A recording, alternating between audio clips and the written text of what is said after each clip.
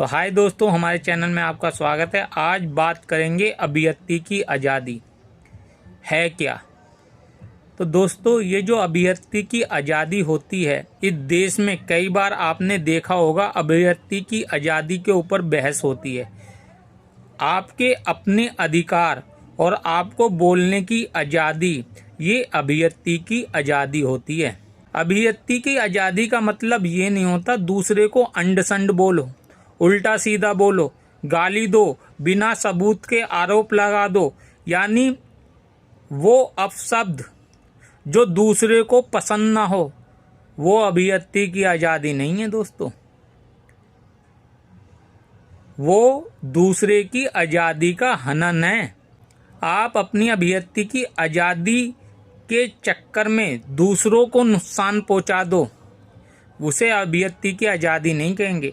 आप शांति प्रिय तरीके से अपनी बात रखें, बिना अपशब्द बोलें और इस सीमित दायरे में, तो उसे अभिव्यक्ति की आज़ादी कहते हैं। अभिव्यक्ति की आज़ादी के नाम पर हमारे देश में एक नया खेल खेला जा रहा है। किसी पर भी आरोप लगा देना और किसी को भी गाली दे देना और किसी को भी पीट देना। आजकल लोग इसे ही अभिव्यक्ति की आज़ादी समझ रहे हैं। अभिव्यक्ति की आज़ादी का मतलब कतई नहीं है कि किसी पर आप बिना सबूत आरोप लगाएं या गाली गलौज करें या अपशब्द बोलें। लेकिन फिर भी इंसान इस तरीके की बातें करके अपने आप को अभिव्यक्ति की आज़ादी के दायरे में लाकर अपने हक को रख रहा है, कह रहा है ये मेरा हक है।